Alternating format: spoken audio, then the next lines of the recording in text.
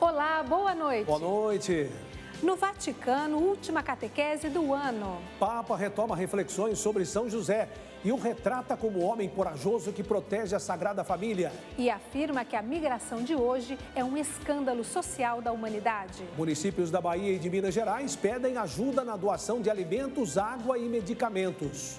CNBB e Caritas promovem campanha em auxílio às famílias atingidas pelas chuvas na Bahia e Minas Gerais. Operação de fim de ano nas estradas. Além de orientar motoristas, Polícia Rodoviária Federal vai fiscalizar e punir os que infringirem a lei. Nossa equipe conta a história do sacerdote sergipano que dedicou sua vida à educação dos mais pobres. E a paróquia em Brasília que expõe relíquia de Padre Pio.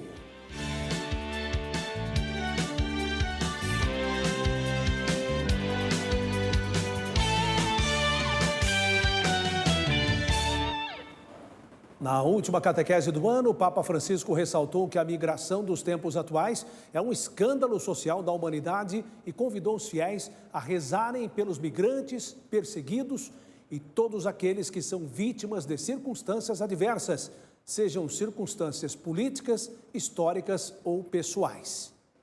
O Santo Padre também retomou as reflexões sobre São José e revelou um homem corajoso que protege a Sagrada Família. Na Sala Paulo VI, fiéis de várias partes do mundo participaram da última catequese de 2021 do Papa Francisco. Na meditação, o Santo Padre falou sobre a fuga da Sagrada Família para o Egito, experimentando assim, em primeira pessoa, a precariedade, o medo e a dor de ter que deixar a própria terra. Ainda hoje, muitos são obrigados a viver a mesma injustiça e sofrimento. Sono costretti a vivere la medesima ingiustizia e sofferenza. Francisco apresentou o contraste entre dois personagens deste momento histórico da família de Nazaré. De um lado, Herodes, que quer defender seu poder, e do outro, José, que com coragem protege a sua família. Explicou que Herodes era um homem cruel e que para resolver os problemas só tinha uma receita: eliminar. Ele é o símbolo de muitos tiranos de ontem e de hoje. E para esses, as pessoas não contam. Isso acontece ainda. Não temos que ir à história antiga, acontece hoje. Não dobbiamo andare alla storia antica, hoje succede. O pontífice destacou que a reação ao medo pode muitas vezes ser a violência. A história está cheia de personalidades que, vivendo à mercê dos seus temores, procuram vencê-los exercendo o poder de forma despótica e praticando gestos de violência desumanos. Mas o Papa apresentou a figura de José, homem justo, mas também corajoso.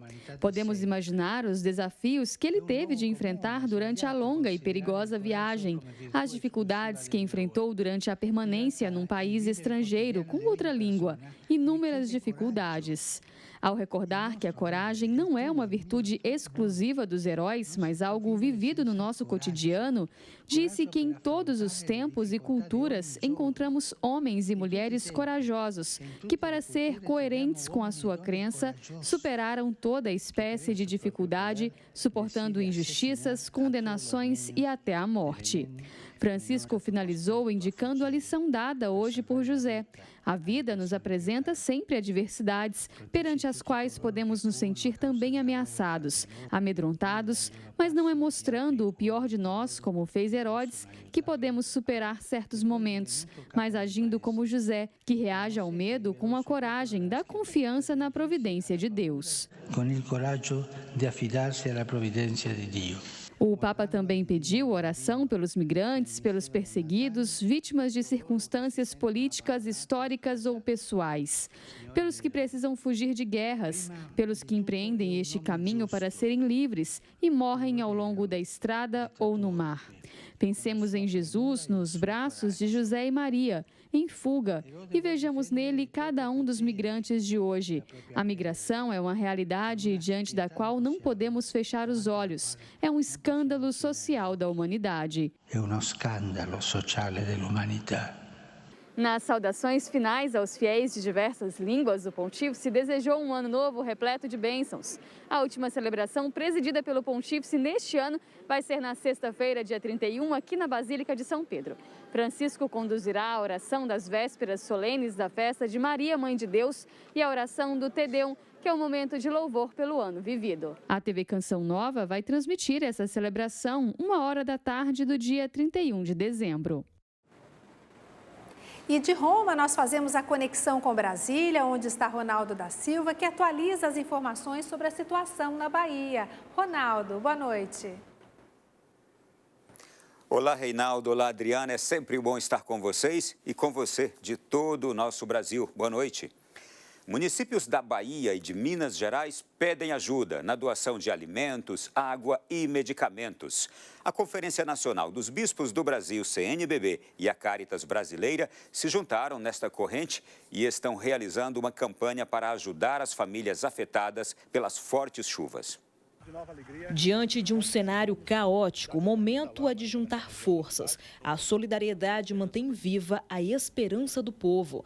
A Conferência Nacional dos Bispos do Brasil, CNBB, e Cáritas Brasileiras se mobilizam por meio da campanha SOS Bahia e Minas Gerais. Solidariedade que transborda. A iniciativa busca arrecadar recursos para a compra de alimentos, água potável, roupas. Serão distribuídos pelas Cáritas diocesanas próximas às áreas em situação crítica, a fim de auxiliar as milhares de pessoas desabrigadas e desalojadas devido às fortes chuvas que atingiram os estados.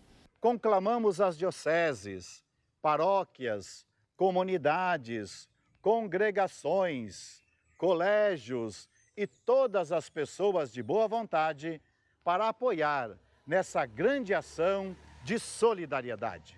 Além da ajuda emergencial para as cidades mais impactadas, o objetivo principal desta campanha é contribuir na assistência às famílias no pós-chuvas e enchentes. As dioceses devem cadastrar as famílias que necessitam de ajuda, fazer um levantamento das principais necessidades e solicitar o recurso à Cáritas Brasileira. Algumas famílias estão tentando retornar, outras estão com total impossibilidade de retorno. Infelizmente, ainda temos mortes de pessoas por afogamento. Então, é uma situação que está nos chamando muita atenção e nos pede muita solidariedade, muita ação articulada. Pelo menos 21 pessoas já perderam a vida por causa da maior enchente registrada na Bahia nos últimos 60 anos. De acordo com o órgão, mais de 31 mil pessoas estão desabrigadas. O governo estima que a população atingida de alguma forma pelas chuvas é de 470 mil pessoas. E toda ajuda que chega é bem-vinda. As doações podem ser feitas pelas contas das Cáritas Brasileira. Banco do Brasil, agência 0452, dígito 9. Conta corrente 50106, dígito 9. Conta da Caixa Econômica Federal, agência 1041, operação 003. Conta corrente 1132, dígito 1.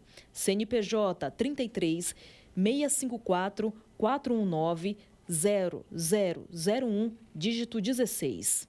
Muitos irmãos nossos necessitam da nossa solidariedade.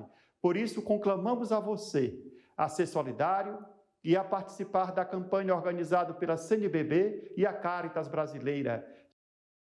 Volto com vocês, Reinaldo e Adriana. Obrigado, Ronaldo. Gente, que situação, hein? E isso se repete em Minas Gerais, onde as chuvas já prejudicaram a vida de mais de 40 mil pessoas em todo o estado. De acordo com a Defesa Civil, já são 10.200 desalojados e mais de 2.400 desabrigadas. As enchentes vitimaram 6 pessoas e deixaram 50 feridos.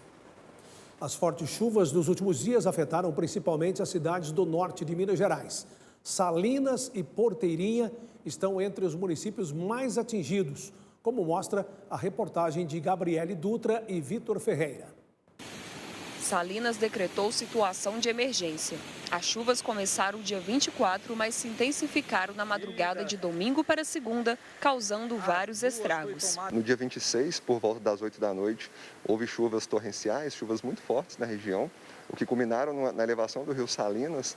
Com a elevação do rio que corta a cidade, 8 bairros e o centro comercial foram afetados. O centro comercial foi atingido, pequenas empresas ali onde era o sustento daquela família, às vezes gerava 1, 2 empregos, até mais, também foram afetados, que é a grande preocupação, né? Mais de 1.000 pessoas estão desalojadas ou desabrigadas no município. Tanto a Defesa Civil quanto o Corpo Bombeiro hoje ainda estão fazendo visitas, né? Que às vezes algumas famílias que ainda estão na zona de risco. E a gente está fazendo essa identificação e levando essas pessoas para os abrigos e muitas às vezes preferem ir para a casa de familiares. Já em Porteirinha chove há 15 dias com frequência. É o maior volume de chuva nos últimos 39 anos. Nós tivemos uma intensidade muito grande de chuva. Nós tivemos 157 milímetros em menos de 24 horas. E quando isso ocorre, acaba elevando o nível, gerando os alagamentos que nós tivemos aqui, os deslizamentos, e ocasionando também aí os desabrigados e os desalojados. Desde então, as autoridades têm prestado apoio às famílias. Nós estamos hoje os números de hoje, com 31 casas danificadas, destruídas, 105 pessoas alojadas em nossos abrigos. Essas pessoas estão recebendo toda a assistência necessária. No momento, os dias têm sido de contabilizar os prejuízos e, nessa hora, os municípios contam com a ajuda da população. A gente está pedindo doações, já abrimos até uma conta também para aqueles que tiverem interesse de dar uma ajuda para essas pessoas mais carentes. Nós estamos também aguardando a ajuda humanitária da Defesa Civil Estadual, colchões, kits de higiene pessoal, material de limpeza. Em São José dos Campos, próximo ao circuito religioso do Vale do Paraíba, interior de São Paulo, as fortes chuvas também trouxeram muitos transtornos na tarde desta quarta-feira. O temporal causou quedas de árvore e inundou estradas. Os córregos da cidade transbordaram e as águas invadiram as pistas. Outras avenidas importantes da cidade também ficaram completamente tomadas pelas águas. Não há informação de feridos ou desalojados. A Defesa Civil do Estado de São Paulo alerta para chuvas intensas no Vale do Paraíba e litoral norte, de hoje até domingo. A previsão é a de que chova 120 milímetros nos próximos dias. Olha, gente, estamos às vésperas da passagem de ano, já chegando 2022. Yara Naires está conosco, boa noite para você. Como é que fica a previsão para esta quinta-feira, para amanhã em todo o Brasil, hein, Yara? Reinaldo, boa noite, Adriana, boa noite para você aí de casa. Para quinta-feira, o alerta de temporais se intensifica. Chuvas fortes por todo o país, Reinaldo. E como é que vai ficar na Bahia? Continua chovendo bastante ou nós vamos ter sol por lá? Reinaldo, só neste mês de dezembro, a Bahia já registrou o maior acumulado de chuva dos últimos 32 anos, segundo o governo do estado. Itamaraju, no sul da Bahia, é a cidade onde mais choveu. Foram mais de 769 milímetros de chuva e ainda são esperados grandes acumulados, cerca de 4 milímetros. Em Minas Gerais, também são esperados grandes acumulados, cerca de 36 milímetros. Vamos conferir a previsão do tempo em cada região. Os nortistas ainda ficarão debaixo de chuva. No Amazonas, sul do Pará e Tocantins, principalmente é onde se intensifica. Máxima de 25 graus em Boa Vista e mínima de 23 graus em Palmas. No Nordeste, a chuva vai se concentrar no Maranhão, principalmente nesta região. Também máxima de 24 graus. Mínima de 24 graus em Recife e máxima de 32 graus em Fortaleza. Vamos lá para a região centro-oeste, a chuva se concentra ainda no Mato Grosso e em Goiás, com máxima de 25 graus em Brasília e mínima de 21 graus em Campo Grande. Passando agora aqui para a nossa região sudeste, chuva em praticamente toda a região. Máxima de 26 graus em Belo Horizonte e também em Vitória e mínima de 20 graus no Rio de Janeiro e 18 graus em São Paulo. No sul, o sol se concentra em quase todo o estado do Rio Grande do Sul. Nas demais áreas, segue o tempo fechado. Máxima de 35 graus em Porto Alegre e mínima de 17 graus em Curitiba. A explicação para o aumento das fortes chuvas é devido a uma onda de ar quente concentrada no sul da Bahia e norte de Minas Gerais, que vai começar a se deslocar para o sul do país. Nesse movimento, a massa se encontrará com uma frente fria que se forma na região sul, causando essa temporada de fortes chuvas. Adriana? O Canção Nova Notícias está de volta e vamos novamente a Brasília com Ronaldo da Silva, que tem, entre outros assuntos, a digitalização do acervo dos cartórios e as ações do Ministério da Mulher. Ronaldo? Sim, nós vamos falar agora sobre a facilitação dos serviços cartoriais.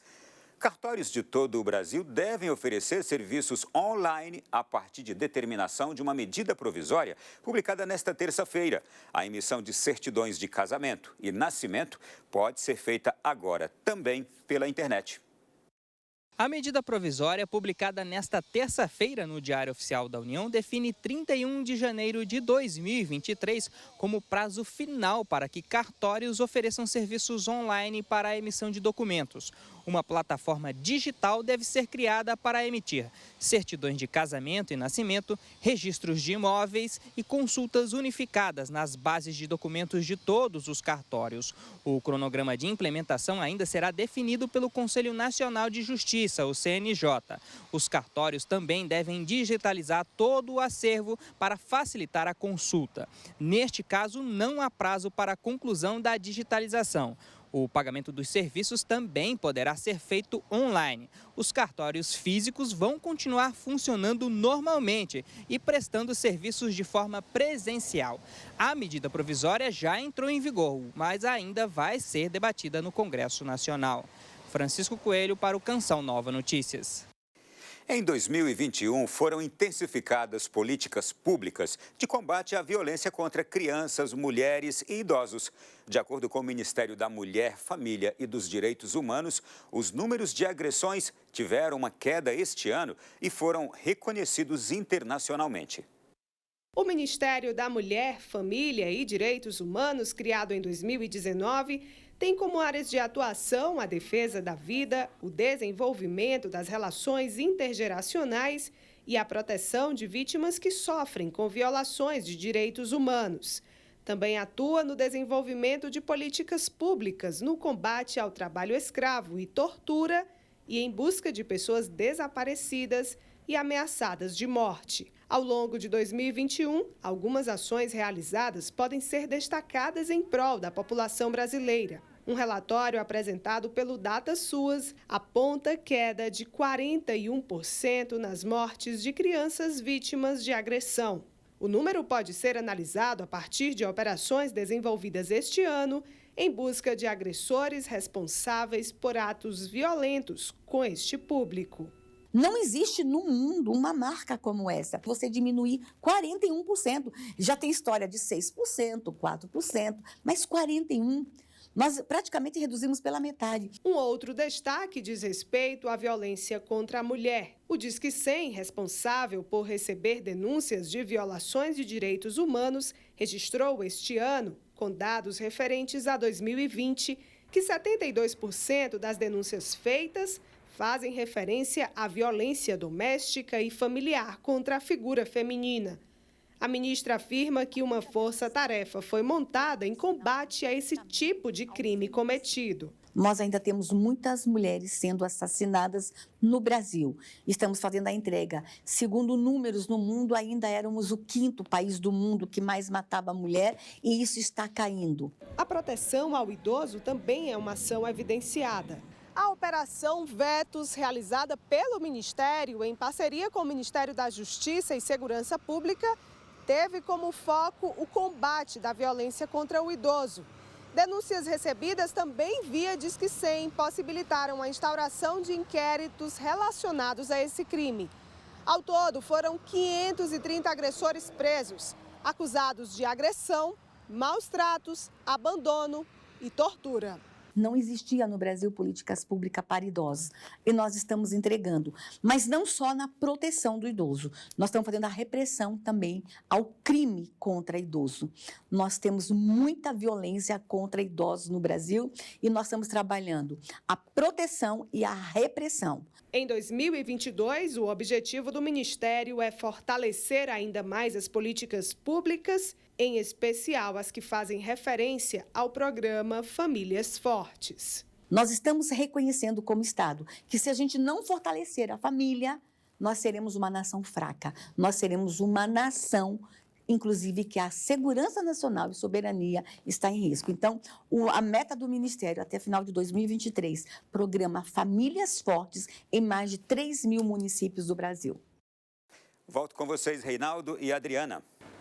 Há 2 dias de entrarmos em 2022, tem muita gente nas estradas para buscar o descanso de fim de ano. E para que a viagem seja segura, é preciso respeitar as leis de trânsito. A Polícia Rodoviária Federal realiza a Operação Ano Novo. O Antônio e a família ainda têm muito chão pela frente até Matão, em São Paulo. Com a filha na cadeirinha, a segurança foi redobrada esse ano. A estrada está bastante movimentada e a gente, respeitando os limites de velocidade da estrada, para levar a família da gente com segurança até o destino da gente desejado. Assim como ele, milhares de viajantes estão cruzando as estradas de todo o país para aproveitar as festas de fim de ano. Mas a Polícia Rodoviária Federal está de olho. Na rodovia, sempre a atenção, né? Não usar o celular enquanto dirige, sair com tempo adequado para realizar a viagem, não ter pressa, né? Pensar que eles estão saindo de férias e estão indo a passeio e que o intuito é sair em segurança e voltar em segurança. Diversos pontos de fiscalização como esse foram montados, com verificação de documentos, o estado dos veículos e a realização de testes de alcoolemia. Nossos comandos estão voltados para esse tipo de infração, então não uso do cinto, velocidade, a gente vai fazer vários comandos de velocidade, de ultrapassagem indevida, de alcoolemia também, né? Então nossos policiais vão estar durante esse período, ao longo do trecho, atentos a esse tipo de infração. Se tem uma orientação que colocada em prática é fundamental nesse momento de estradas cheias, é a paciência. Segundo a concessionária que administra a rodovia Presidente Dutra, cerca de 1.400.000 veículos vão cruzar os mais de 400 quilômetros entre São Paulo e Rio de Janeiro. E aí, além da paciência, planejar a rota e todo o trajeto também é importante para que o caminho seja tranquilo e sem dores de cabeça. Se planeja, né? Faz um roteirinho, ó, a gente vai sair de tal lugar, vai parar em tal lugar para usar banheiro, né? Descansar também um pouco. Com a manutenção em dia e os cuidados na estrada, agora é seguir viagem e, claro, esperar por um ano novo cada vez melhor. Olha, cuidados com a estrada e também os cuidados com a saúde, que devem ser prioridade em qualquer circunstância. Final de ano chegou e muitas pessoas se preparam para as viagens. Além dos cuidados com o trânsito, as famílias precisam dar atenção aos riscos com os alimentos mal preparados e armazenados. Viajar está nos planos dos brasileiros para este fim de ano. As restrições sanitárias permanecem. Além delas, outro cuidado é necessário para uma viagem segura: a atenção com a alimentação. Sempre está observando ali as condições do local, dos funcionários e se os alimentos eles estão bem armazenados. Então, se é uma preparação fria, vai ter que ficar ali a menos de 10 graus, então precisa de um balcão refrigerado.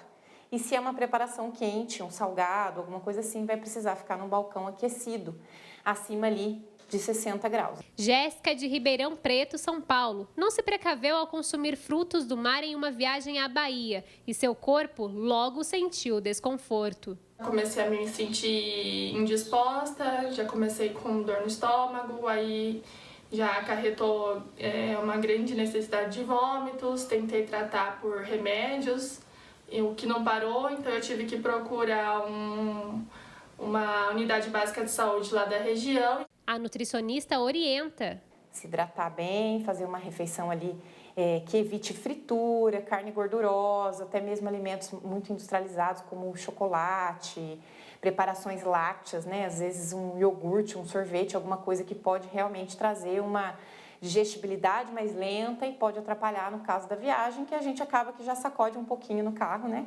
O estômago mais sensível ali com um alimento mais pesado pode não ser uma combinação boa. Preferir uma alimentação mais leve, rica em legumes, verduras e frutas é a melhor opção. Mas especialistas também fazem um alerta para os cuidados com a pele, evitando a exposição ao sol e também para a hidratação do corpo. Ana Flávia se preocupa com sua alimentação e final de ano adota outros cuidados para manter a saúde em dia. Além dos cuidados que eu tomo com a minha alimentação, eu também procuro fazer caminhada na beira da praia e passar bastante protetor solar. Alimentação regrada, corpo hidratado e pele protegida, tudo pronto para a viagem. Eu tento sempre me alimentar em bons restaurantes, que estejam aparentemente bem higienizados e nada muito pesado, tudo muito leve, mais conhecido, para que eu não perca o lazer da viagem. Vamos falar da nossa campanha porque o Sistema Canção Nova de Comunicação evangeliza 24 horas por dia. E são pessoas que acreditam na vida, nos valores da família e semeiam esperança, que ajudam a manter este canal direto no ar, 24 horas. Sócios e benfeitores doam um pouco de si e assumem conosco a evangelização. Assumem a evangelização com a Canção Nova, com suas doações, caminhando junto para superar os desafios do dia a dia. Vejam só, nós estamos com 87% de nossa meta na campanha do projeto Dai-me Almas de dezembro e temos apenas 2 dias úteis para alcançarmos os 100%. E nós acreditamos. Acesse clube.cançãonova.com e escolha a melhor forma de fazer o seu algo a mais e fazer a sua doação. Obrigado por sua generosa contribuição. Olha, a gente vai voltar agora a Brasília com o Ronaldo da Silva, que fala sobre uma relíquia recebida por uma paróquia da cidade e que deve movimentar a capital do país. Ronaldo, cadê você? E agora você? Uma notícia que vai chamar a atenção de todo o Distrito Federal. A paróquia São Pio de Pietrelcina, aqui de Brasília, está recebendo hoje uma das luvas de Padre Pio. Esse é um momento oportuno para os devotos do santo, porque a relíquia está ligada diretamente ao milagre que nele se realizou, o de ter no próprio corpo as chagas de Jesus Cristo. A repórter Camila Castro traz mais informações. Boa noite, Camila. Olá, Ronaldo, ótima noite para você, boa noite a todos que estão acompanhando a TV Canção Nova. Ronaldo, uma das luvas de São Pio foi exposta por volta das 4 horas da tarde, quando aconteceu a primeira missa, e os devotos poderão contemplar essa relíquia até às 8h30 da noite, quando acontece a segunda e última missa. Ao meu lado está o padre Fernando Souza, o pároco aqui da paróquia. Pároco, muito obrigada aqui pela participação na TV Canção Nova. É um momento muito importante, né, para os devotos e para a igreja também. Sim, momento muito importante, sobretudo para nós como igreja em Brasília. Recebemos, ao final deste ano, em que, entre outras coisas, tivemos a passagem para o pai de Dom Falcão, que era especialmente devoto a São Pio, que recebeu uma graça particular de São Pio, e neste ano também de viabilidade de regularização do nosso terreno.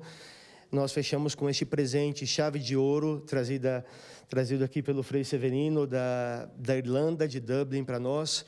E estamos muito contentes e sabemos que com esta relíquia, ainda que a passagem, a visita, chegam muitas graças também para toda a nossa arquidiocese e para a nossa paróquia, certamente. Com certeza, né? Traz muitas graças, como o padre Fernando já adiantou. Quem trouxe, então, essa relíquia foi o Frei Severino, que também está aqui com a gente. Frei, como é que é, né, ter essa responsabilidade de trazer uma relíquia tão importante? Veja, essas relíquias, elas constituem uma graça de Deus. Há um provérbio que diz: o homem faz planos, mas Deus decide. E eu poderia dizer que Deus decidiu abençoar a paróquia aqui de São Padre Pio com essa relíquia. Foi uma decisão, e a gente se sente, tem consciência de que realmente é uma graça e é uma bênção, sobretudo para os irmãos que aqui se encontram. Muito obrigada, viu? Olha, Ronaldo, é realmente muito emocionante, viu, esse momento. Eu volto com você aí dos estúdios. Uma última informação. Foi publicada no Diário Oficial da União uma portaria que prorroga até o dia 31 de dezembro de 2022 as medidas excepcionais para a concessão do benefício de prestação continuada, o BPC, para pessoas com deficiência, como a garantia de um salário mínimo por mês. A legislação determina, a partir do documento, a possibilidade do uso de videoconferência para a realização da avaliação social e revisão do benefício. Para ter direito ao BPC, é necessário que a renda por pessoa do grupo familiar seja igual ou menor de 1/4 do salário mínimo. Boa noite. Boa noite, Ronaldo. Muito obrigado. Mas eu quero voltar àquela notícia, Adriana, falando da relíquia do Padre Pio no Brasil, na capital federal. Que bacana, né? Isso é muito importante, porque reacende também a nossa esperança e a nossa fé. Neste santo dos nossos tempos, Reinaldo. Sim, dos nossos tempos. Olha, vamos falar agora de uma outra notícia. No mês passado, acompanhamos a abertura do processo de beatificação de Padre Gumercindo. E hoje vamos conhecer um pouco da história do sacerdote sergipano que dedicou sua vida à educação dos mais pobres. Sergipano de Itabaiana, Padre José Gumercindo é um dos brasileiros em processo de beatificação. O sacerdote, que foi salesiano, fundou 3 congregações dedicadas à educação, sobretudo dos mais pobres. O Padre José Gumercindo foi um grande homem de Deus, né? Aquele que soube amar o Evangelho. Então a gente costuma enfatizar os feitos em favor dos pobres, em favor da educação, mas de fato o Padre José primeiro, ele amou o Evangelho, se encantou com Jesus Cristo. O desejo de evangelizar e cuidar dos mais vulneráveis o moveu a fundar as congregações dos Joseleitos de Cristo, das Irmãs de Santa Teresinha e a Congregação do Divino Mestre. Ele era padre salesiano, educador, trabalhava no colégio em Baturité e lá ele teve o contato com as jovens. Então ele começou a cativar as jovens e aí surgiram realmente aquelas que se interessaram e se dispuseram com ele a dar realmente esse passo de concretizar, que era um sonho dele, realmente um sonho de Deus, mas um sonho dele de fundar uma congregação religiosa feminina e masculina. Eu já tinha definido esse carisma do trabalho de evangelizar, de colaborar, né, com as vocações masculinas até que eram os seminários.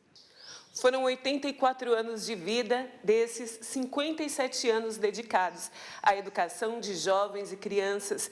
Foi assim que Padre Gumercindo, a exemplo de Dom Bosco, se gastou. Ele experimentou na pele o que é a dureza da pobreza, experimentou na pele o que é a injustiça social, experimentou na pele esse caminho de sofrimento e, através do caminho do sofrimento, onde o ser humano é provado, é aí que extrai as belezas que nós temos como criados à imagem e semelhança de Deus. Em novembro, foi aberto um inquérito sobre a vida, as virtudes e a fama de santidade de Padre Gumercindo, motivo de alegria para as congregações. Um momento de grande júbilo, de grande alegria, não é? Porque, veja, você amar um santo que você não conheceu, já lhe traz alegria ao coração. Você imagine a um santo que você viu dar passos com você. E como precisamos de sacerdotes assim, né? Inspiradores. Que nos inspirem no dia a dia. A igreja precisa de muitos sacerdotes assim, que deem o exemplo e preguem também a educação dos pobres. E o Papa João Paulo II dizia que o Brasil precisa de santos, precisa de muitos santos, e que a gente reze e peça a intercessão do Padre Gumercindo. Quem sabe sejamos um de nós a alcançar a graça que o leve à beatificação. Bom, as reportagens que você viu neste telejornal já estão disponíveis no site noticias.cançãonova.com. Olha, assista em instantes, às 8 horas, a transmissão da Santa Missa do Clube da Evangelização, direto do Santuário do Pai das Misericórdias. Logo depois, tem show musical com o Frei Gilson. A gente se vê amanhã. Uma ótima noite a você. Uma noite de paz para você e sua família.